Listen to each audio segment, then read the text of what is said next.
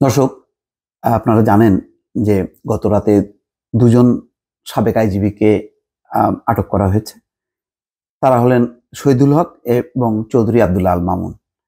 এছাড়া ঢাকার অতিরিক্ত পুলিশ সুপার আব্দুল্লাহ হিল কাফির বিরুদ্ধে যে লাশগুলো পোড়ানোর অভিযোগ আনা হয়েছে, তো তাদের তিনজনকে আজকে একযোগে সাত সকালে আদালতে হাজির করা হয়েছিল।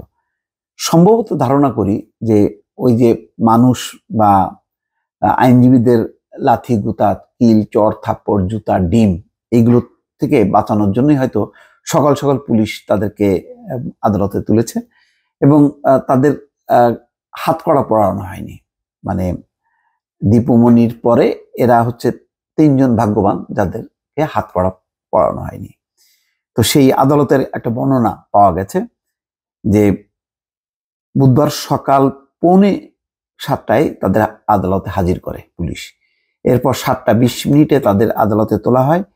রিমান্ড আবেদনের শুনানি শেষে সিএমএম আদালত সাবেক আইজিপি আব্দুল্লাহ আল মামুনকে 8 দিন, শহীদুল হককে 7 দিনের রিমান্ডে পাঠায়। এছাড়া পুলিশ কর্মকর্তা আব্দুল্লাহিল কাফির 8 দিনের রিমান্ড মঞ্জুর করে আদালত। এজলাসে ওঠানোর পর আদালতের কাছে নিজেকে নির্দোষ দাবি করেন সাবেক আইজিপি শহীদুল হক। তিনি বলেন, আমি পুলিশ প্রধান থাকতে কোনো মামলা দিয়ে কাউকে হয়রানি করিনি। অথচ 18 সালের নভেম্বর ছিলেন এই শহীদুল হক, তিনি নাকি কোনো মিথ্যা মামলা দেননি। পুলিশকে জনগণের কাছে নিয়ে গিয়েছি, যতদিন চাকরি করেছি মানুষের সেবা করেছি। আমার বিরুদ্ধে যেসব অভিযোগ আনা হয়েছে তার কোনোটাই সত্য নয়, আমি সম্পূর্ণ নির্দোষ। শেখ হাসিনার আইজিপি তিনি। শেখ হাসিনা এমন আইজিপিকে পাঠাবে যে মানুষকে অত্যাচার করবে না, বিরোধী দলকে নিগ্রহ করবে না, নির্যাতন করবে না, এমন কাউকে তো শেখ হাসিনা আইজিপি বানাবেই না। তাহলে তিনি কিভাবে আইজিপি হইলেন? এগুলো হলো বানোয়াট কথাবার্তা আর কি। বহু অভিযোগ রেডি হচ্ছে, হয়তো এখনই বোঝা যাবে না সবকিছু। অপরদিকে রিমান্ড শুনানি সময় আদালতে কোনো কথা বলেননি সদ্য সাবেক আইজিপি চৌধুরী আব্দুল্লাহ আল মামুন। তিনি আদালতের এজলাস কক্ষের কাঠগড়ায় ঠায় দাঁড়িয়ে আইনজীবীদের বক্তব্য শুনতে থাকেন। বৈষম্য বিরোধী আন্দোলন চলাকালে ছাত্র জনতার মিছিলে রাজধানীর নিউ মার্কেট এলাকায় ব্যবসায়ী আব্দুল ওয়াদুদকে গুলি করে হত্যার অভিযোগে করা মামলায় গ্রেপ্তার দেখানো হয় তাকে। এদিন প্রথম শহীদুল হকের রিমান্ড শুনানি অনুষ্ঠিত হয়। শুনানির এক পর্যায়ে তার আইনজীবী মোর্শেদ হোসেন শাহীন আদালতকে বলেন, তিনি 2018 সালে পুলিশের চাকরি থেকে অবসরে যান। এরপর সরকারি আর কোনো লাভজনক পদে থাকেননি। তিনি বাংলাদেশ পুলিশের অভাবনীয় উন্নয়ন সাধন করেন এবং জনগণের ভরসার জায়গায় নিয়ে গেছেন, জনগণকে নাকি ভরসার জায়গায় নিয়ে গেছেন। তাকে সম্পূর্ণ মিথ্যা অভিযোগে এই মামলায় গ্রেপ্তার করা হয়েছে। তিনি একজন বয়স্ক ও অসুস্থ মানুষ। এ সময় শহীদুল হকের রিমান্ড বাতিল ও জামিন চেয়ে আবেদন করেন। এরপর শহীদুল হকের বক্তব্য শুনে তার 7 দিনের রিমান্ড মঞ্জুর করেন। এরপর হাজারীবাগ থানার একটি অপহরণ মামলায় গ্রেপ্তার ঢাকা জেলার অতিরিক্ত পুলিশ সুপার নিউমারি পুলিশ সুপার পদে পদোন্নতিপ্রাপ্ত আব্দুল্লাহ হিল কাফির রিমান্ড শুনানি শুরু হয়। এই সময় আসামি পক্ষের আইনজীবী আদালতকে বলেন, তাকে মিথ্যা অভিযোগে এই মামলায় গ্রেপ্তার দেখানো হয়েছে, তারও রিমান্ড বাতিল ও জামিন চেয়ে আবেদন করা হয়। শুনানি শেষে তার 8 দিনের রিমান্ড মঞ্জুর করেন। কাফি আদালতে কোনো কথা বলেননি।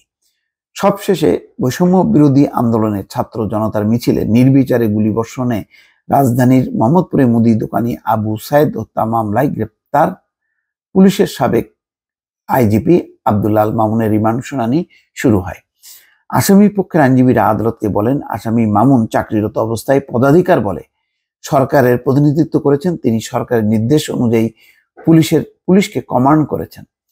তার ব্যক্তিগত কোনো পদক্ষেপ পুলিশের কাছে ন্যস্ত হয়নি। তাকে যদি মামলা দিতে হয়, এক্ষেত্রে এসব হত্যা মামলা দেওয়া অনুচিত।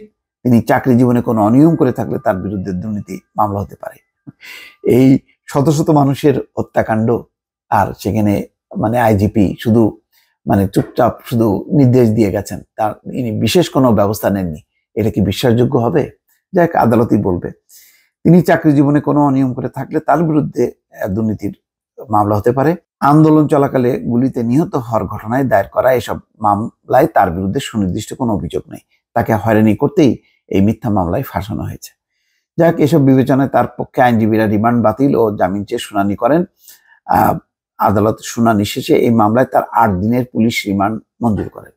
আইনজীবীরা আবার বলছে তার নাকি অনেক সুনাম আছে, তিনি হার্টের রোগী, চোখে কম দেখেন, ডায়াবেটিক্সের রোগী। তাই এত রোগ নিয়ে তিনি আইজিপি ছিলেন কিভাবে? হ্যাঁ, কয়দিন আগেও তো তিনি আইজিপি ছিলেন। রিমান্ড আদেশ শেষে সকাল 7টা 50 ডিবির একটি গাড়িতে সাবেক 2 আইজিপিকে সিএমএম আদালত থেকে নিয়ে যাওয়া হয়। অপর পুলিশ কর্মকর্তা কাফিকে প্রিজন ভ্যানে আদালত থেকে নিয়ে যাওয়া হয়। তার মানে ওই 2 সাবেক আইজিপিকে যথেষ্ট সম্মান দেওয়া হয়েছে। তাকে হলো মানে ডিবির একটা গাড়িতে করে নিয়ে যাওয়া হয়, আর কাফিকে নিয়ে যাওয়া হয় প্রিজন ভ্যানে।